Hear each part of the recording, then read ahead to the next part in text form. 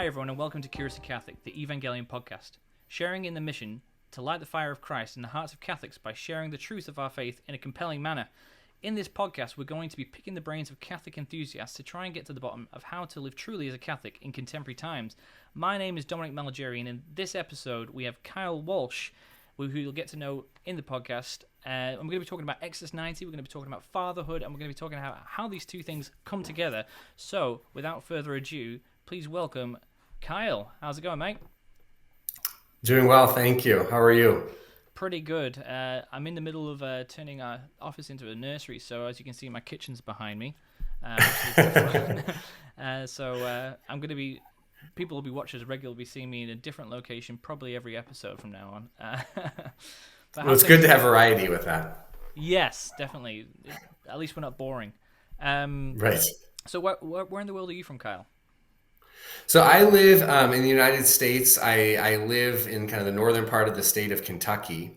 And I'm originally from the state of Michigan. So that's about six hour drive north of where I live now. But I moved down to the area I live now about 10 years ago.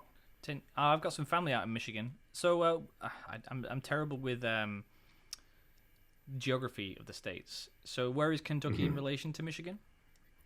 So it's pretty much directly south, more or less. And so, yeah, I know we were both in the eastern time zone, but a little bit east of like Chicago and then west of New York City, more or less. Okay, for those of people that know the map of the United States, there you go. That's where he lives. Right, exactly. Don't ask me any questions about the map of New Zealand because I would not be able to talk intelligently about that. Well, I mean, New Zealand's smaller than the smallest state in America, so I mean, you could memorize it in seconds, I'm sure, compared to what you used to. So, other than living in Kentucky, what do you do? Tell us a bit about yourself. So I work as a medical doctor.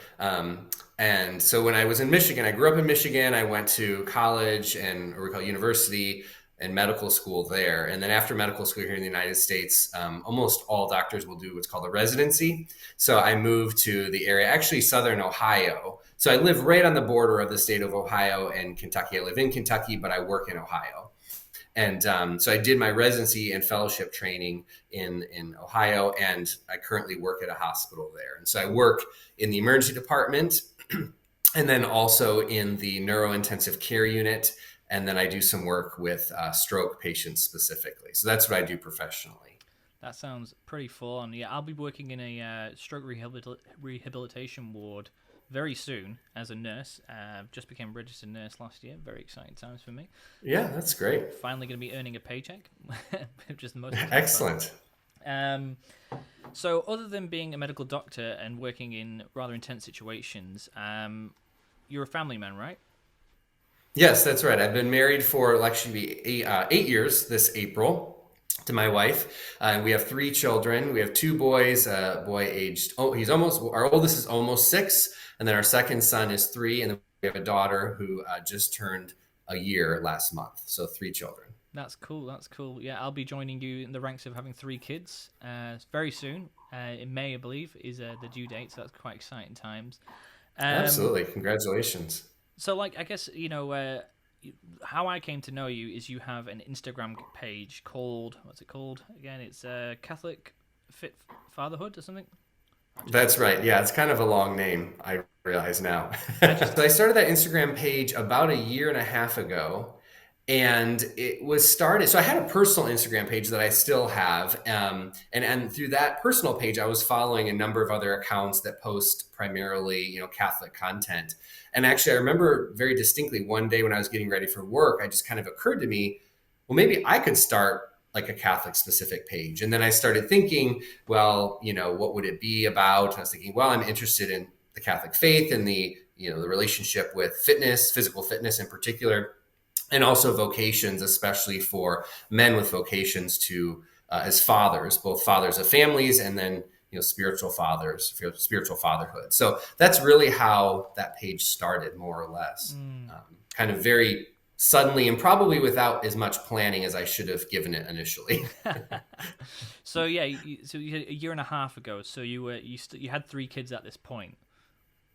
2 actually at that point. Okay. So yep. you was driving home from work and you thought, you know what, I'm sick of following other people on Instagram. I'm gonna let people follow me. What was the what's like the charism? What's the reason why people should follow that page? So the main theme behind it is the idea of physical fitness being part of a virtuous life. And so I think in many cases, people can see physical fitness as something that's just associated with vanity or narcissism or even lust. And I think that certainly does occur. And we see plenty of that on platforms of Instagram, of fitness pages that have all of those issues for sure, or appear to at least. Um, and so I was really trying to put something out there in that respect that to a certain extent was in my own small way trying to reclaim physical fitness as part of a virtuous life. That doesn't mean that, and I want to make this point very clearly, I don't think that just by being physically fit, a person is virtuous or successful or any of those things, right? It's a part of that life, but it's not the ultimate achievement in that life. And I think that's another issue that I have with some of the other content that's out there that can be presented in such a way of, you have someone who's in great physical shape based on the pictures that they post, but they kind of present that as a just end in and of itself, right? And so that's kind of the biggest theme of the page. Along with that is also, as I kind of mentioned earlier, the idea of I also share just a lot of Catholic content in general, devotional content, and particularly that's more related to masculinity and male vocations, particular fatherhood. So I try to focus on that as well. Yeah, because I think this is a theme that I've seen in most masculine or male-based ministries. There is a lot of like accountability or like pushing of one another, like they say iron sharpens iron and all that. And I guess because I was scrolling through Instagram and I saw one of your posts and I was like, oh wow, that really struck me, and I was like, that's inspired me to do more. And I thought, actually, I should probably follow this guy. It's called Catholic Fit Fatherhood. I'm a father. I want to be fit, and I'm Catholic, so it makes sense, right? And yeah, and then a lot of the stories that you post I've seen are kind of like the scripture or the prayers, and they're talking about devotions you're doing or a novena you're about to start. And it's like, again, it's that kind of like, it's one of those things of like, if you kind of like, it's like, oh, I should probably do something. It's like almost like a gentle kind of calling out of other men. Right. Well, I really appreciate hearing that actually, because I think that's a good summary of what I've been trying to do. Because when you have a page, obviously there's a lot of different content that can be shared, and there was a period of time actually last year, exactly a year ago, and we'll talk more about this, I know, but when I at that time started Exodus 90, I quit doing anything with the page for 3 months, and then I actually continued to do basically nothing with the page even for a few months after that. And part of the reason was because I was just trying to figure out how can I, run this page without having it be, frankly, a distraction to me, right? A distraction in my spiritual life, for my family, and the question of, can I even go back to the page, or should I just kind of drop it, right? That was something that I considered over those few months. And ultimately what I determined is, no, I think I can go back to the page. I think I can have a more healthy balance with it.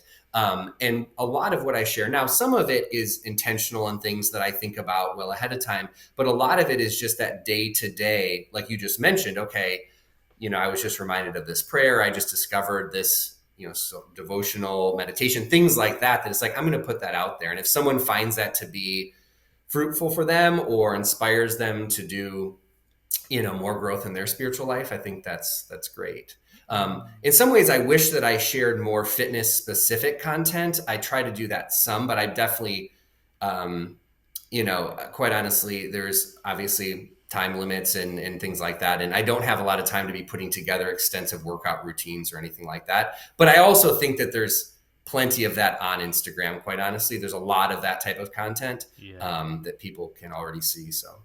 Yeah, well, I mean, just in this brief introduction area, we're hitting a lot of things that like kind of want to talk about. Is like, it's the time management, it's the fitness not being a vanity thing, but like the virtue of it, and then how that all incorporates into Exodus 90, but also within fatherhood. Because I guess like for me, I grew up kind of without a dad, and so when I became a dad, I was like, right, I'm going to be there for everything, and I'm going to make sure that my wife's looked after, my kids are looked after. I'm going to be doing this, and then I'm like, how do I manage to do anything? Because Right. like it just kids, I don't want to make this sound like a bad thing, but the kids just take up your whole life when they Yes. and that's just sitting with them in the front room. Eventually they start to play on their own, or with each other, but until that point, like each morning and stuff, it's like they just need to settle into it, and then once they've settled into it, you can leave them alone, but you have to do it right, otherwise they Right. still come chasing after you and stuff. And so, like, fitting a prayer life into that, fitting time to go to the gym into that, it's like I just feel like you can't, um, you can't really. I don't know how to manage all that. I mean, I've got ADHD and dyslexia, so time management isn't my greatest strength anyway. But trying to find a way to fit that in, um, and this all comes to the program of Exodus 90, which Evangelion are kind of running a fraternity this year that I'm leading, and yeah, so we're trying to promote a bit more, not necessarily just the program, but the ideas of this thing. So you've done Exodus 90 a couple times, haven't you? Right. Yeah. The first time was, it'll be 3 years ago this month, because of course people can do Excess 90 different times of the year, but the most popular time are the 90 days leading up to Easter, right? So Easter Mm. is the end of the program.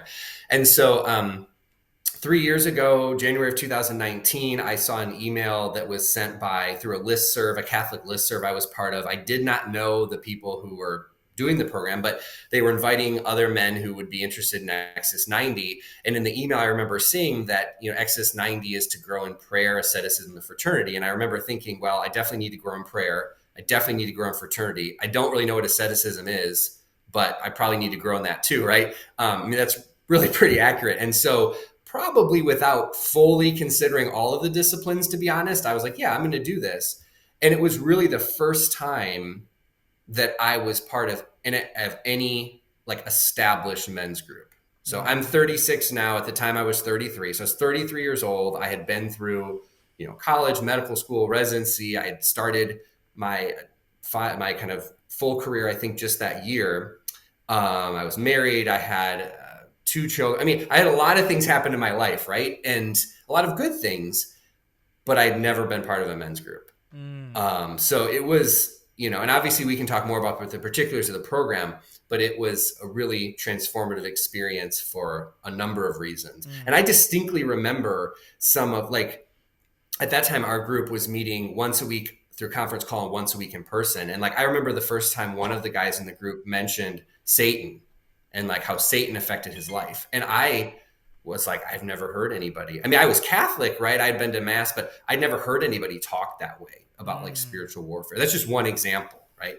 But yes, Exodus 90 the first time 3 years ago, and it really is not an exaggeration to say it significantly changed my life. No, yeah, it's crazy because I think, yeah, 2019 is when I started as well, and like again, we just bought a house, about to have a child, start my degree, and I was like, okay, I need to get my life in order, because I guess maybe you can relate to this. Like I've realized like having a kid just made me realize like, oh wow, my whole life I've been selfish. I've just been thinking about me, and like when I got married, I was like, oh, one step removed from just thinking about me, and then like having children is like, oh my gosh, I'm just spending too much money and time on myself. And I had gotten a bit slobby. It was a bit unfit, and I was like, right, I need to get my life in order. So that's when I started Exodus 90 as well. And I've kind of done it every year since, just because I always get to Advent and I'm like, oh wow, my stomach has gotten considerably bigger, and I'm not praying as much anymore. um, so yeah, it is for me. It's one of those things of like once I do it, I it sets me up for the year. Um, but you started in 2019. How did you find out about it, and like how did you form a fraternity? Yeah, so the way I found out about it was through that email. So the email listserv I was part of was through the group Regnum Christi, which is associated with the priests who are in the Legion of Christ. And so Regnum Christi, I had at some point signed up for one of their kind of informational listservs, and someone who was also in Regnum Christi from the area sent an email out saying, "Hey, I'd like to form, fraternity for Exodus 90. This is kind of some basics about the program. let me know if you're interested. And so I expressed interest. I think initially there were probably, I think if I remember correctly, 10 or 12 men who said they would like to probably do it. And then it ended up being a group of around 6 who ultimately committed to that. But I didn't know any of those men. Like I said, I was 33. There was another guy in the group who was maybe a year or two younger than me. Most of the men were actually older, anywhere from 15 to 20 years older, which was also something that I would not have kind of like chosen on my own or thought would maybe be the right way to go about this, just because I would have assumed like, oh, I need to have people who are, the same age and state in life as me. But it was really, I mean, the kind of multi-generational aspect of it too was really great. And so that was 2019. And then I did also do Exodus 90 again in the following 2 years. So 2020 and 2021.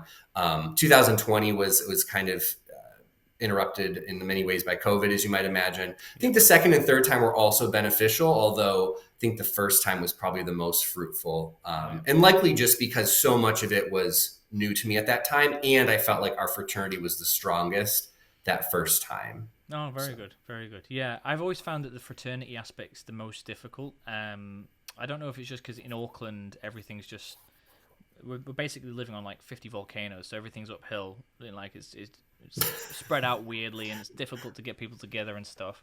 But like I've always found that was the most difficult, and we managed to do that quite successfully last year. But then COVID ruined that for us. But yeah, so like especially now in this COVID world with all the different variants, it's like okay, it's looking like it's gonna have to be an online thing, the meetups at least. Right. Yeah.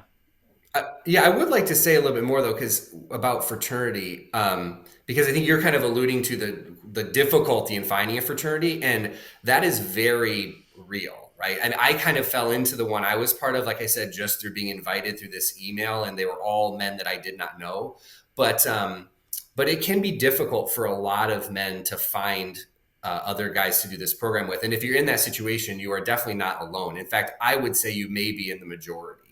And one of the issues, I think Exodus 90, I have a lot of respect for the program, but one of the issues I've had with it, at least from my perspective, there seems to almost be this assumption that men do just have other guys that they can do this program with. It's like, oh, just get your friends and do this program. Yeah. It's like, well, I don't have any friends that I feel like I could do this program with, right? Like, and I have noticed on the Exodus 90 Facebook page, I don't look at it a lot, but the times I have, it's very frequently men saying, I have no one to do this program with. Does anybody want to form a virtual group, even if that means we're on opposite sides of the world?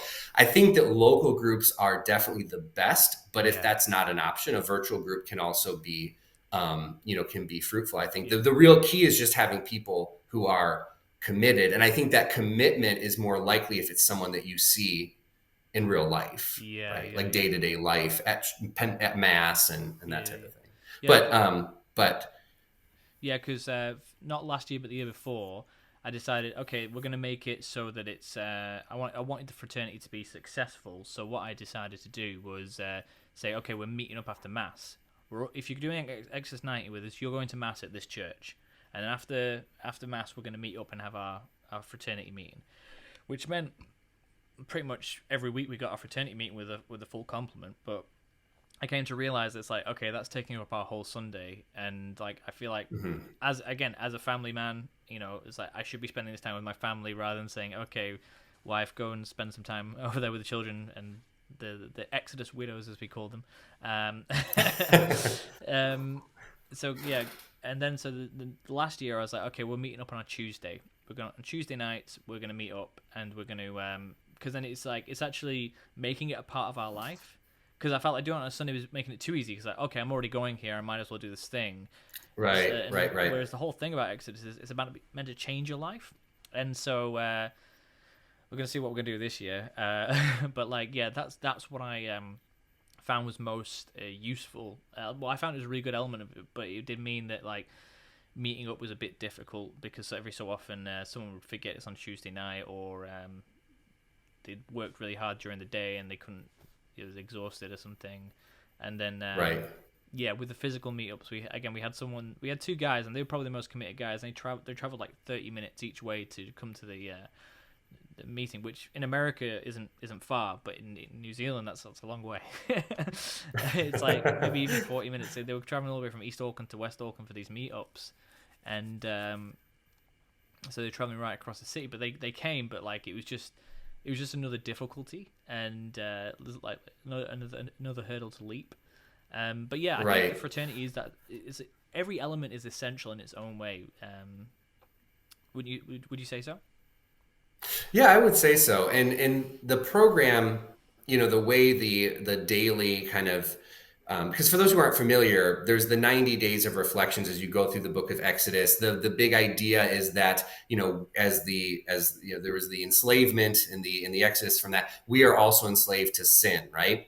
And so our freedom from sin and this 90-day process of becoming free from our sins. Of course, we're not going to be completely sinless when we do this, but moving forward in that direction, right?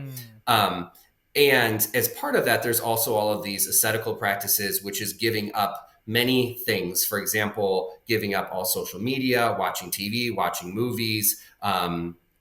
You're supposed to fast twice a week, not eat between meals, not eat desserts, not drink alcohol. You're supposed to take cold showers. So there's a whole list of things that you do, right?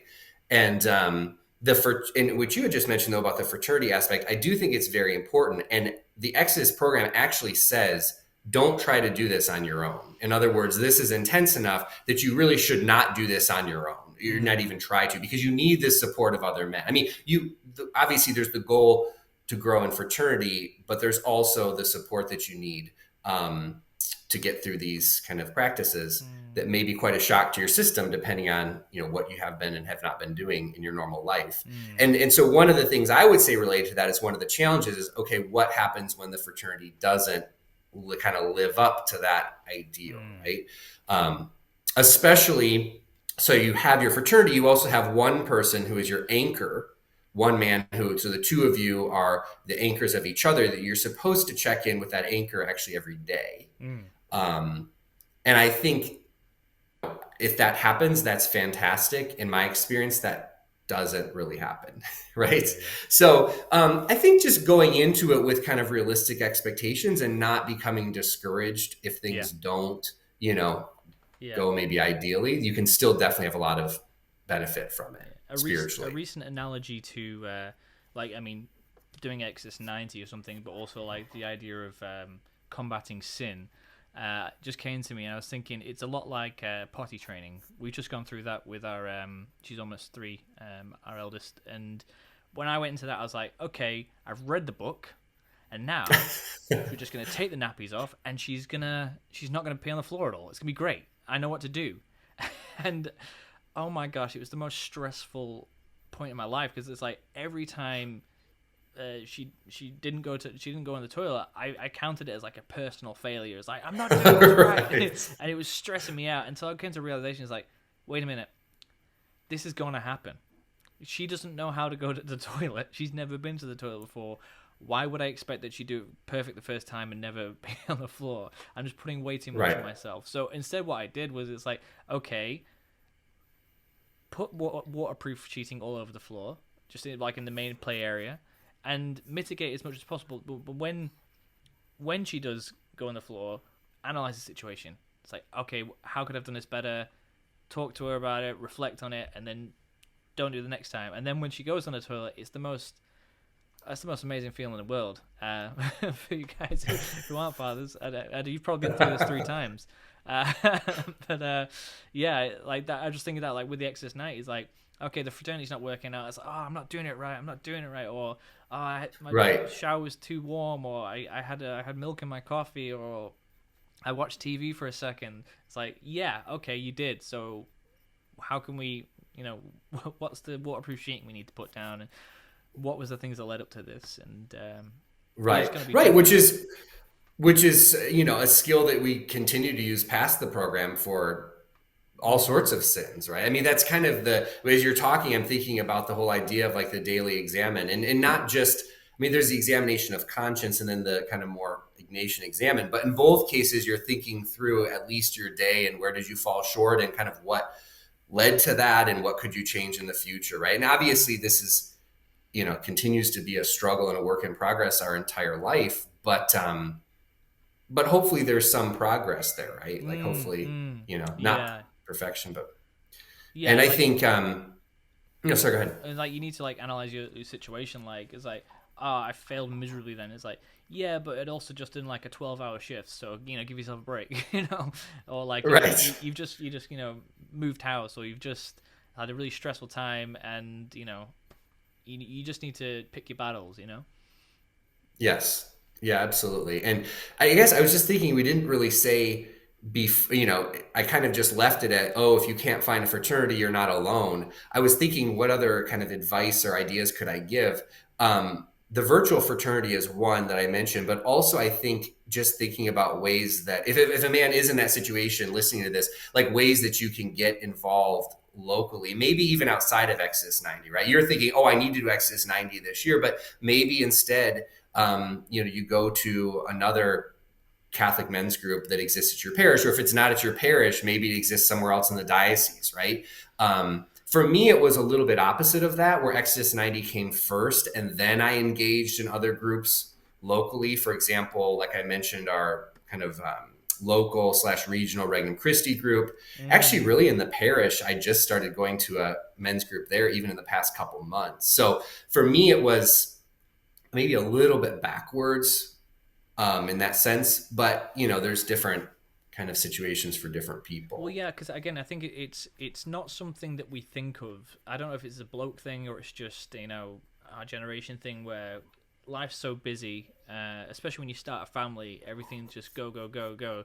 You don't really think about or like you don't feel like you have the time to meet up with people or start a group or get Right. involved in a group because then it's like that's taking away from my time already, which is Yes. already so precious. But one of the things that I found with Exodus Night is I actually had a lot more time because I wasn't wasting time scrolling through my phone or trying to watch an entire series of Suits or whatever I'm watching on Netflix, or I'm actually spending less time in the shower, because it's freezing. Right. Yeah, exactly. Because it's super uncomfortable. Right. So you actually have that free time, and then it makes life a lot easier.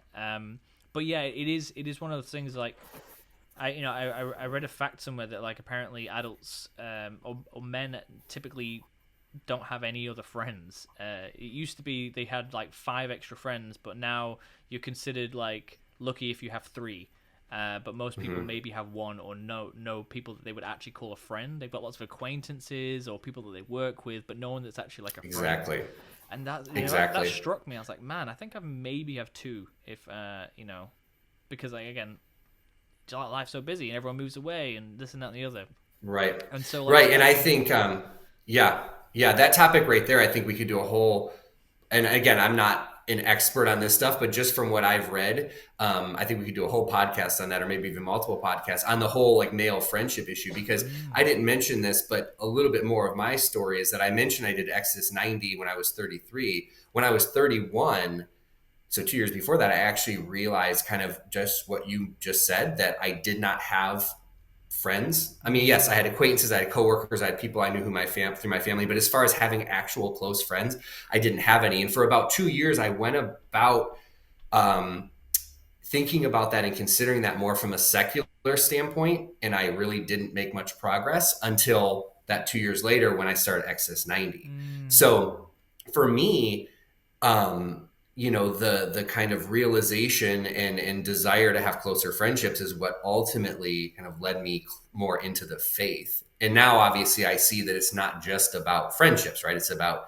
trying to authentically live mm, Catholic faith despite our shortcomings. But that is what kind of led me into the faith more seriously. mm. um, Well, yeah, maybe yeah. maybe we could do an episode. I'll keep in touch with you. Maybe we could do an episode on Catholic friendships because I think it'd be a really good topic. Again, it's one of those things that people probably haven't thought about, but as we're mentioning it, maybe they're like, "Oh wow, I don't have any friends," So maybe we Right. could go into that another time. But because what we're going to be talking about right now, and we've laid the groundwork, and again we've mentioned everything I want to bring up later, is how as a father, especially a father of 3, how do you actually manage to do Exodus 90? How does your wife feel about it?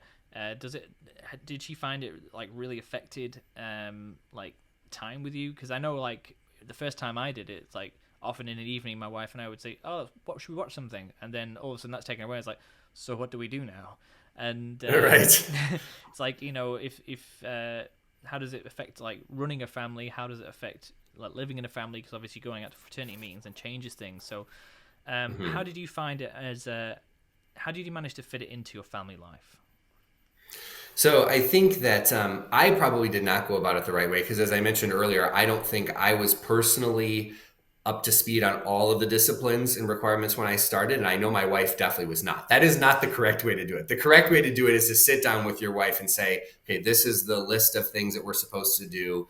And for different people, some of them may be like, oh, that's no big deal. We don't do that anyways. And others are going to be like, wow, really? We're not going to, like you said, watch TV, or we're not going to drink alcohol, or that type of thing. So I think that having that initial discussion, and that's something that's actually like explicitly recommended and almost kind of mandated, if you will, by the Exodus 90 leadership of like, you need to do this, you need to let your spouse know and make sure that you're on the same page. And again, maybe it's not the right time for various reasons, right? Maybe you should do Exodus 90 a few months later or whatever. And then within that, there is also some flexibility, right? Like they give an example of if it's your anniversary, have a glass of wine. Like this isn't like you have to, obviously you can't be making those excuses all the time, but for truly like special occasions, it's okay. It's from a time standpoint, I think a lot of it is what you mentioned before about, yes, something like fraternity meetings may take more time. The daily readings and prayer may take time that you weren't dedicating before. But I think most men will find that by giving up, especially social media, TV, movies, they have a lot of extra time. And the time that they have with their family is just much more genuine and engaged, right? And this is something I still struggle with, right? I mean, my youngest, my daughter right now has just turned 1. She's in the stage where you have to, I mean, she's adorable, but you have to follow her almost everywhere, right? Yeah. She's in that stage where she's a complete danger to herself all the time, right? Yeah. And so, I'm following her around and it's like, she kind of stops for 1 minute and starts playing with something. And what do? I take a sigh and I pick up my phone, right? And scroll through something. So like we all struggle with that type of thing, that type of distraction or disassociation. And if you're really going to genuinely give that up, you're supposed to with Exodus 90. I think that experience is super valuable. And you'll probably find that you're actually even more present and engaged with your family. Yeah. Because I think one thing that I've done like since Exodus 90 is I've started reading like actual books, not like on a Kindle or anything, which I find that the kids are they're less engaged, less inclined to start trying to interfere with. I mean, they will initially, but eventually they'll get bored because the pages don't move. But yeah, and that makes me more present because I find that it's almost as though like when you're on your phone, like it sucks you in. And you're completely there. Whereas I found with a book, I can always have one ear or one eye somewhere else. But I completely get that. Like our second oldest, she turned 1 at Christmas Eve, and the other day, me and my wife were both tired, and I was like, you know what, I'm just gonna have a cup of tea and a biscuit, and Jemima had gone down for a nap, so she's just potting around. It's fine. I put my cup of tea down. I turn around to go and grab something. I turn back, and Lucille's grabbed the tea, and she's thrown it across the room. I'm like, how did you even get there? You were over there. And like in the time it took me to turn around and get back, she destroyed everything. And I was like, I just can't deal with this right now. But again, I guess if I was a bit more present, it probably wouldn't happen. And it's definitely a learning curve. And praise of God, she didn't get burnt by the tea. But right, yeah. Oh, it is stressful. It's really difficult. And having kids, it definitely brings some humility with it, right? Because despite really trying our best, there's still exactly things like that happen to everybody. And I think another thing that came to mind about Exodus 90 is just how the experience can differ. So if you think about like being a single guy, like who gives up all of these things, then maybe that guy would be more likely to spend more time engaging with, friends or going to groups or just spending more time at home, like quietly reading if he's not watching TV, not in social media. Whereas someone like us who's married with young kids would be more engaged with their family. So I think giving that, obviously you can't really predict kind of how you're going to react until you get there, but giving that some thought about like, okay, if I'm not doing these things, what else am I going to be doing? What else do I want to prioritize? And a lot of that's going to, depend or somewhat be affected by your state in life, married versus single, and that type of thing. Yeah, I think prioritizing is the key. I kind of issue that I want to pull apart, because with the whole thing of like not using your phone as much, that's a good thing. Cold showers, it doesn't really affect the family. Praying more, maybe. So like praying more, the fitness aspect of it, and then the fraternity meeting. These are all things that you need to carve out time for, and especially if you're going to be going to the gym, or even just in your own house. It's like how do you manage to do that? Because like when I first did it, it's like, it's fine, I can just wake up before everybody in the house and I can do a workout. But now my eldest, she wakes up at 5:30, and I'm like, does that mean I have to wake up at 4 to just go for a workout? And so like, I had this beautiful routine. It's like, yeah, I'll just wake up early, I'll do half an hour of prayer, I'll do half an hour of working out, and then everything will go smoothly. But now I get woken up 3 times a night. My alarm goes off at 6 to wake up, and I've already been woken up by my first kid. And I'm like, okay, so I just shove them into the garage, and I'll just do a workout, and I'll take them out afterwards. Or it's like, how do you manage that? Because obviously, with yourself, you do go to the gym, and like fitness is a big part of your life already. Yeah, and I think to answer that, there's a few things. Number one, I'm definitely not perfect at this management. Okay, to be honest, in fact, just recently, my wife and I had a discussion about, again, what we had to do that day, and am I going to the gym, and am I not? So there have definitely been times where I have, to be completely honest, probably prioritized going to the gym too much, right? And that was something that was more reasonable before I had kids, but not as much now. And so I also need to work on kind of being flexible in that regard. But I think that a lot of it really does come down to more very intentionally prioritizing. Now, some people may still be in really difficult situations where they're like, I just literally do not know when I could possibly get away, right? And that, that may be a situation for a period of time in life. But I think for many others, there are other things that they are doing. And I would go like other things they are doing, things that are taking up time that they probably could give up instead of something like going to the gym. And I guess I would be even more specific and be very intentional about even writing down, like, what will you give up? Not like, what could you give up, but like, what are you going to give up? Right. So you say, okay, I'm not going to, like, one example, when I started going to more Catholic men's groups, because I have some now that are like once a month, for example, or a call I do sometimes every other week. I quit going to a golf league. Like, I had been part of this golf league. It was it was a nice time, but I quit going to it. And it was because, okay, I'm going to stop doing this so I can do this other thing, right? That's just one example, and maybe kind of even a silly example. But for something like the gym, just kind of really going through your day and monitoring yourself for a while and seeing where you can fit that in. And here's the thing, I think, not just saying, oh, I'm going to fit it in, but I'm going to give something else up and replace it with that. Yeah, that's really cool. Intentionally living.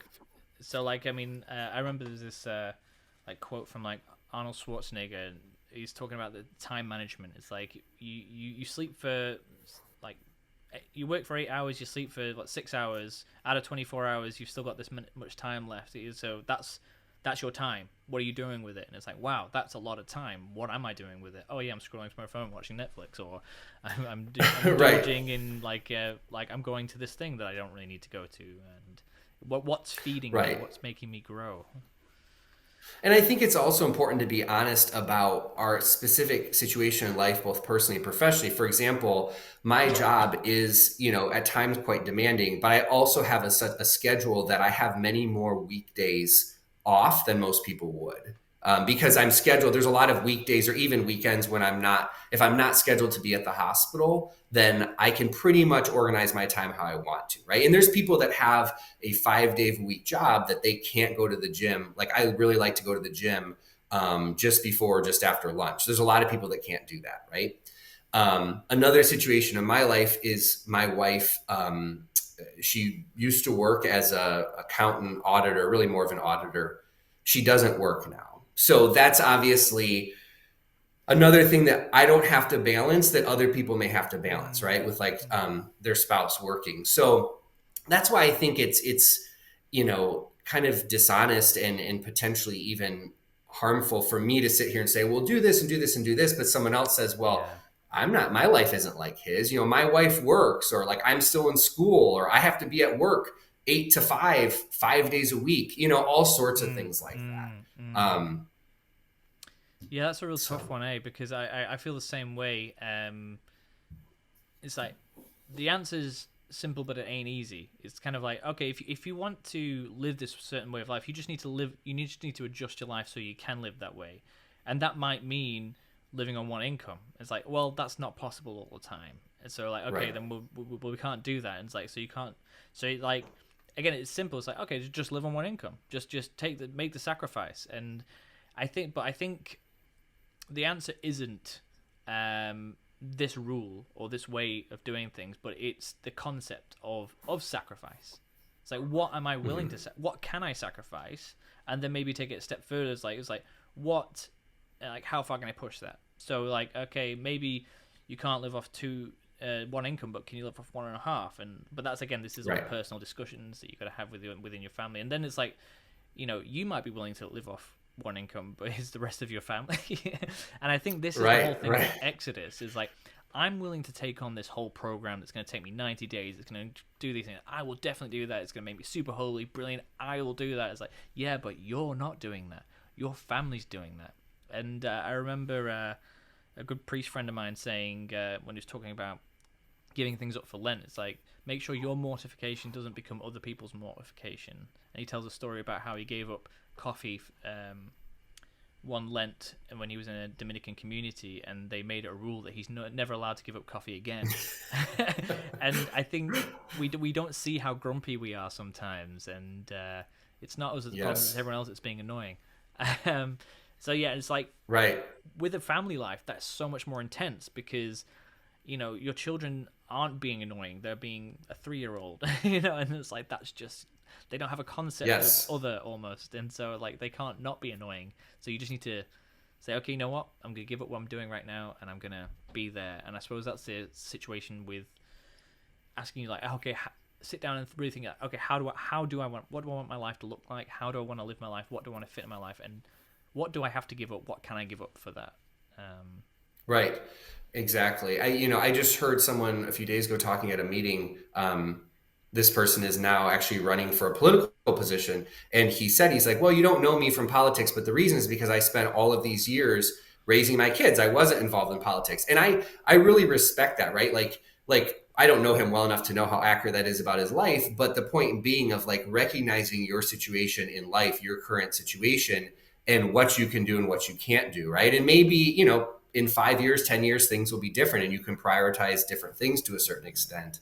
And it's also the reason why, as I kind of mentioned earlier, I think being aware of kind of who you're taking advice from, right? Right. Because this is another issue I have with the 22-year-old super jack guy on Instagram who is trying to tell everybody how to live. And it's like, yeah, you're in great shape. You also are single with no kids, Yeah. right?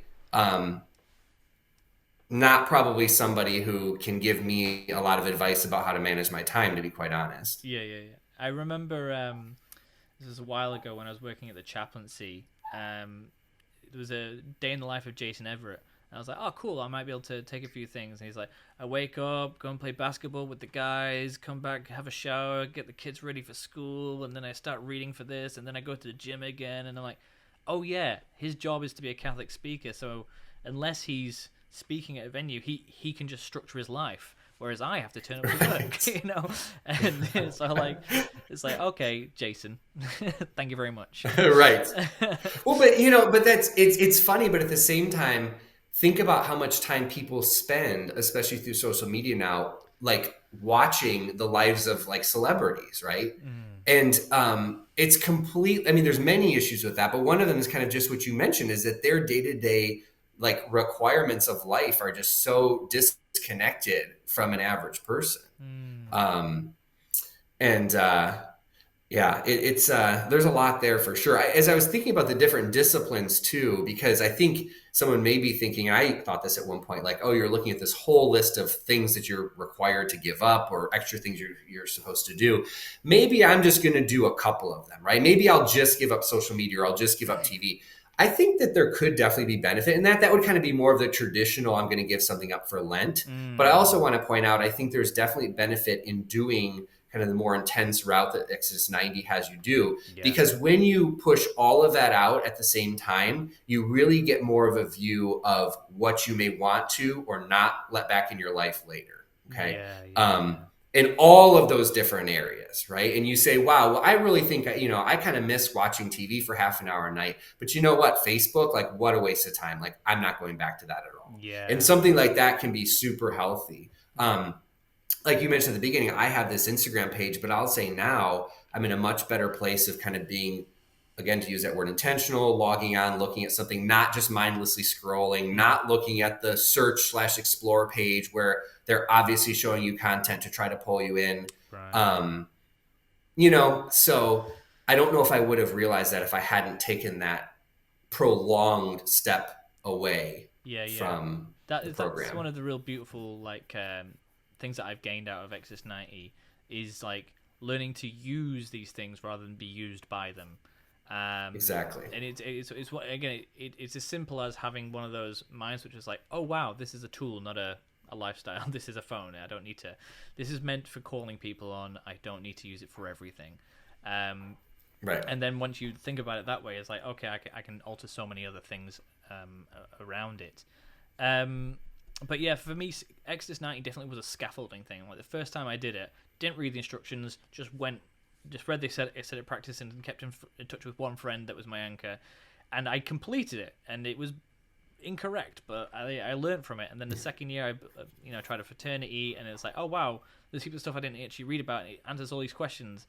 And then each year I've done it a bit better, a bit better, a bit better. It's like, yeah, I'm very much in favor of the whole dive in and mess it up, but learn about what you did wrong, because I think there is something about this isn't about completing it. I got A++ on the Exodus 90. It's about saying, okay, I started Exodus 90 and I did Exodus 90, but also being wise enough to say, you know what, I can't do this right now. Last year I did it, and we just had a newborn, and that was a bad idea, but I was too far into it, so we did the whole 90 days. But yeah, I think then maybe taking it as inspiration is that, okay, this year I'm gonna try and go off my phone for Lent and see if I can do that, and if I can, then next year I'll do Exodus 90. Right, because it's about a lifestyle. It's not about ticking a box. Although the app now has boxes that you can tick. Oh, really? I did.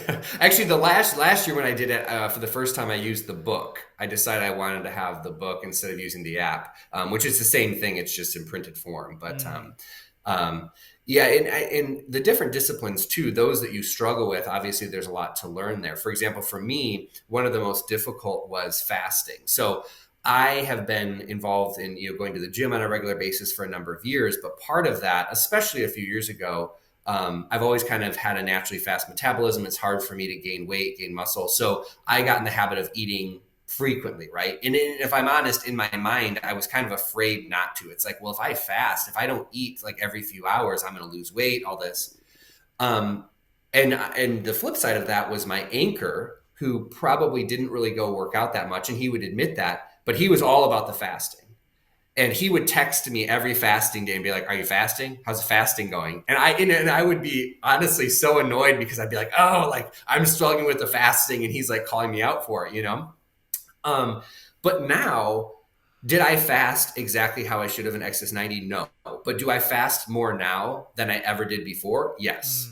And I realize now that, yeah, I'll probably, I don't know, maybe I'll lose muscle from it. Maybe I'll gain muscle. Who knows? But I'm still going to do it, because it's the important thing to do from a spiritual, in just, mortification, etc. Like, it's important for all those reasons. It's not just all about how much muscle I have or don't have, right? Yeah, and I think that'd be really interesting. I'd love to have you back on to talk about like fitness, because it's one of those things that I try to be into, but again, I'm very disorganized. So like, yeah, but like there is that whole element of like gaining muscle, and then there's the whole vanity conversation. But as you said, your Yes. Instagram page is about the virtue of it, and we need to get to terms with what the virtue is, because like as we're entering into XS90, some of the guys in my frat are like the sending out videos. It's like, okay, like there's these YouTube videos of people debunking what is a fit body, and like saying about like people that on Instagram but they're actually using steroids, so obviously that's not a fit body. And then there's people that are like overweight but they're actually way fitter than people that aren't well, they look overweight but the people way fit than people that have a six-pack and all that. But yeah, we're coming to the end, and we actually have a few questions from people that do listen to the podcast, so I thought we'd try and address a few of those. As you met Lindsley, that was on the call before we started this, and she was asking about the she's doing Fiat 90, which is like a female version of this, and she was talking about looking at the disciplines as rules to do. Is like, how do you get yourself out of the mindset of these are rules, I need to do the rules, and it's not about changing yourself, it's about following the law. Right. I'm thinking back now because we did talk. I talked to her just about an hour ago. I'm not sure my answer was that coherent or that good.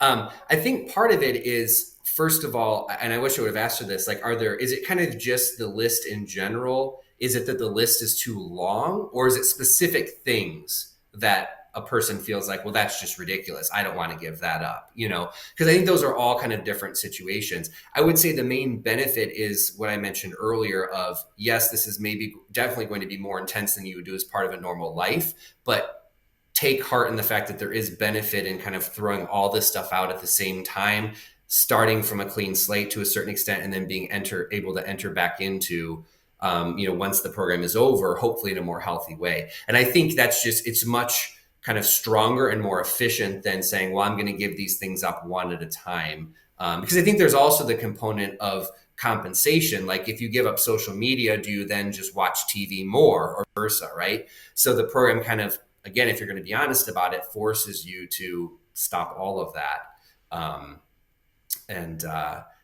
But I understand there's still a component of kind of feeling like they're just rules. The other thing I'll say is, and this also relates to fitness, we can hopefully talk about another time, but also just really looking at your life and saying, well, where do I sacrifice, and where do I have mortification, or what some people might call ordered suffering, right? Because I think that's what fasting can be, that's what physical fitness can be.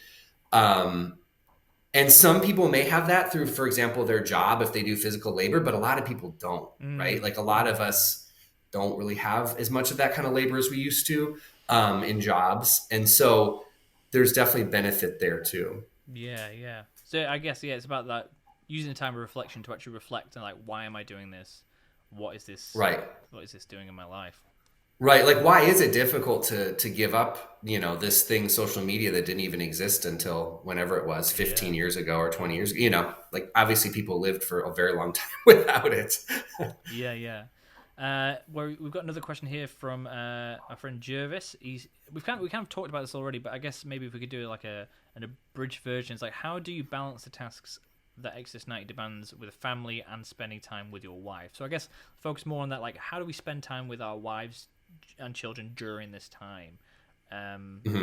What's some tips? Well, you kind of hit on some of this before, that, to be clear, the extra things that XS90 will require would be the meetings, which could be 1 or 2 times a week. So the meetings, the prayer, which is 20 to 60 minutes a day. And then what else am I missing? I just had something else in my mind. The exercise. I guess for some people, like, if they're not going to the gym, then that would be extra. And I think that's still like 3 days a week. They may recommend that. So I think looking at that and saying, okay, the prayer is 20 minutes a day. The gym is 3 or 4 hours a week. The fraternity meetings are 2 hours a week. If you add all of that up, it probably won't be more than 6 or 7 hours a week, right? So it is extra time, but I don't want that to be kind of, too emphasized. But to answer the question that was just posed, I would really encourage the person just to sit down with their wife and say, these are the things that are required. I think I could go to the gym at this time, I normally watch TV after the kids are in bed. I'll go to the gym then, or that's when our fraternity meeting will be, or what have you. Yeah. And I suppose it's also a balance of when you are with your family, making the most of that time, so that when you're absent, it's not really felt. Because like say like your family are all sat around and you're scrolling through your phone, you're there, but you're not there. So then Exactly. when you're gone, it feels like you weren't there in the first place, but you were physically there. So if you're physically there, you're interacting with them, and then they say, "Okay, I've had enough of you. Good, because I need to go to a meeting." So then I guess that's an element, I suppose. But yeah, you definitely need to talk to your wife about this. Look through the app, go through the rules and stuff, and sit down with your wife and say, "This is what I'm going to be doing. Are you okay with that?" And if she says no, you gotta say no. Right. Yes, exactly. If there's a right, exactly. If there's a good reason not to do it now, then that's certainly, this isn't something that is, I think it can be extremely beneficial to do this, but it's not like it's a requirement, right? Especially not to do it right now. Yeah, yeah. He has a follow up question of did you what struggles did you find and what challenges did you come across regarding your family and Exodus 90? So actually, to be honest with you, that wasn't as much of an issue. And I think the reason is because I was already going to the gym. Um, so that time was about the same. The prayer was a little bit more, but again, it was, and especially the first time I did the program, I probably didn't dedicate as much time to prayer as I should have. So that was an extra 20, 30 minutes a day, but that was more kind of on my time, right? Um, Later in the day when the kids were in bed or that type of thing. And then the fraternity meetings did take up time. So I guess thinking back, that was a little bit of a struggle to just balance that with the schedule of the family and make clear to my wife, okay, we would like to meet at these times. Does that work? But the meetings were never more than 2 hours a week, even if it was two meetings when we did the program the first time. So, it wasn't a lot of time. Right, yeah, yeah, yeah. And I suppose when you're doing Maybe with traveling, maybe 3 hours, including yeah, traveling or something like that. But yeah, that's the whole problem I find with like going to gym. Is like I feel if I'm going to gym, I need to spend a good amount of time there. But then if it's like half an hour each side, then that's adding an extra hour onto everything that we're doing. right. Another question here from my friend Gino. Um, he said, "How has it changed anything within your family after, like your life before Exodus and after Exodus? How has what are the benefits? What are the not benefits that you found from Exodus 90 that is carried through into your family life?" Yeah, I think it's definitely changed my kind of ongoing involvement in men's groups, as I mentioned. So that continues to be something that takes up time, but it's become, I think, more clear in our family now that that's a priority. And like I mentioned earlier, I've given other things up. For example, going to play golf once a week for a few hours to make time for those other things. And it's not really making time, but it's just the idea of prioritizing. So I'd say that would be one thing, kind of more of an intentional, ongoing fraternity. And then the other would be my relationship with social media in particular. So I never was really watching much TV or movies or that type of thing even before Exodus, but I was doing more scrolling through social media, spending more time there, and I'm definitely doing that less. And then the other way it's changed my family, my children are too young to be involved in a whole lot at this point in their life, as far as groups and that type of thing.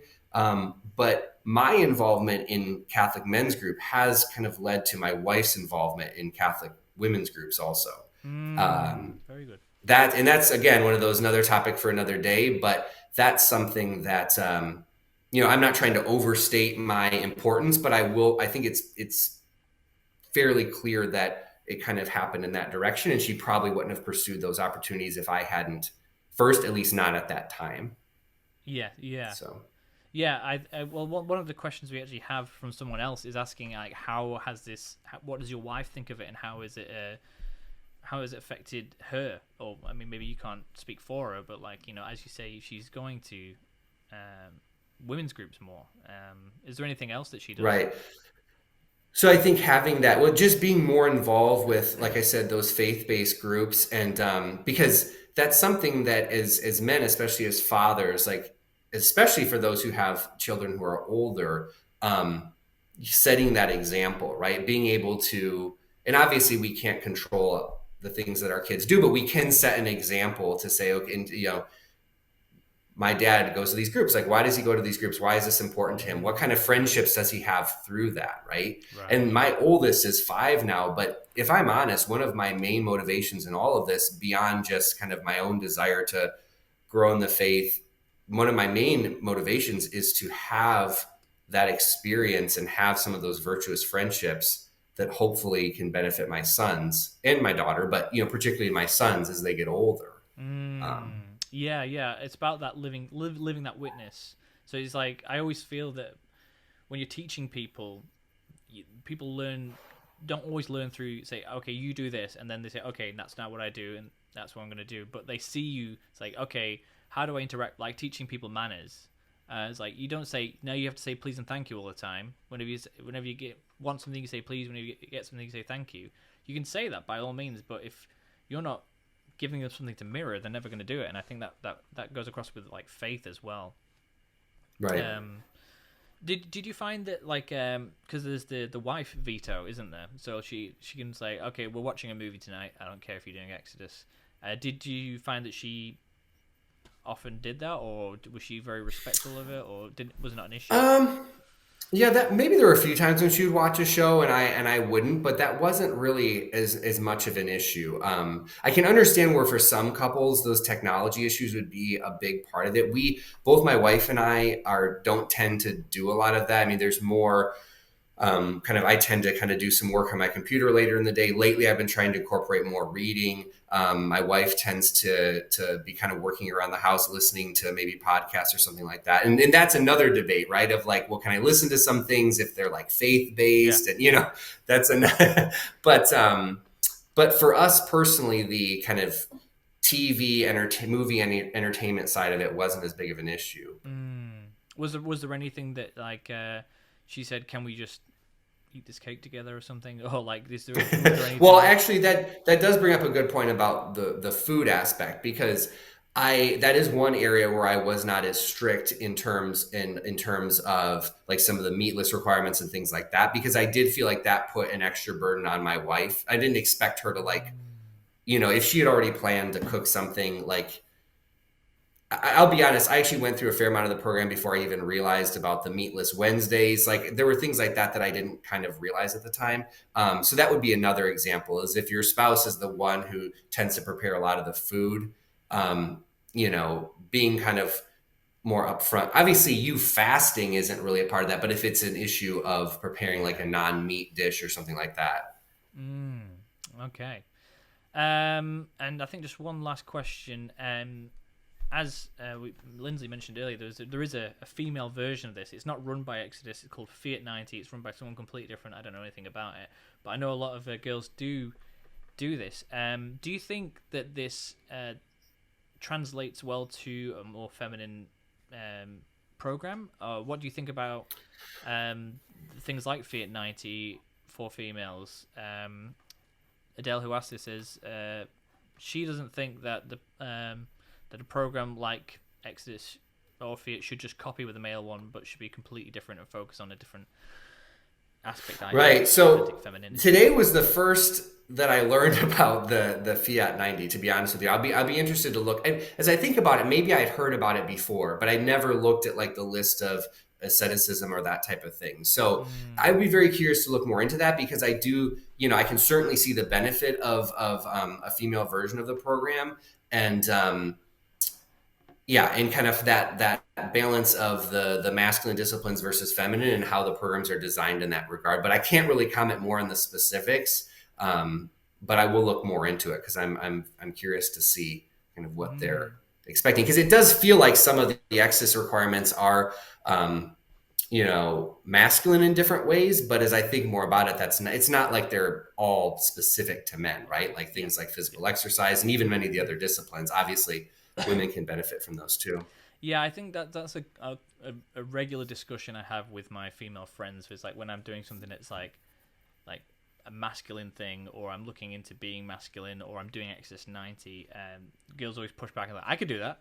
And I remember the first year I did Exodus 90, my friend Shana, I started doing Exodus 90, she's like, I could totally do this. So her and her friend were like, we're doing Exodus 92. I'm like, you shouldn't, it's for men. And it's like, well, why not? So then she got like 2 weeks into it, and she's like, nah, this is this isn't for me. I don't know exactly what. I think it was like the reflections again weren't really speaking to her as a woman, because again, like you Sure. said, Well, like yeah, exactly. the ascetic practices aren't necessarily a masculine thing. But But yeah, the daily meditations definitely would be. That's a good point. I mean, they'd be written from the perspective of like a man's vocation, right? So so like in theory, you could do the practices of Exodus 19, and probably as a practicing Catholic, you probably should. It's just pray right, more and be. right. So yeah, just there's nothing wrong with it, but again, it's that authentic femininity is a whole other thing. We have gone over the hour mark, which is fine, I guess. But if anyone wants to see more of your content, where can they see that? So in the Instagram page, the name of the page, it's a little long, but it's Catholic Fit FIT Fatherhood. Catholic Fit Fatherhood, all one word. So that's the main kind of social media platform I have currently on Instagram. I don't have anything on Twitter or Facebook or anything like that. So yeah, that would be the page, and you can kind of take a look at what I've already posted there, the content, both the posts and the stories that I tend to post stories on a fairly regular basis, and then also feel free to message me as well. Yeah, and you're going to be interviewed by another page soon, is that right? Yes, Catholic. I think it's actually February. It's almost in exactly a month. It's that Sunday, if it's the 13th, maybe of February, I think. Okay, and that's So yes.catholic, the Instagram page. that's right. Very good. So if you want to see more of Kyle, then you can check him out there. But that brings us to the end of this episode. So thank you for joining us on Curiosity Catholic, and do check out Kyle on his page. And if you want to get involved with more of what we have to do at Evangelion, check us out at evangelion.co.nz. And we're going to be going onto YouTube. That's right, we're going to be uploading all the past episodes, and all the future episodes are going to be going onto YouTube with lots of clips, all the episodes, and more. So stay tuned to that. That's going to be on YouTube. It's Evangelion New Zealand. We also have the Instagram page. We have the Facebook page. Check us out, and God bless.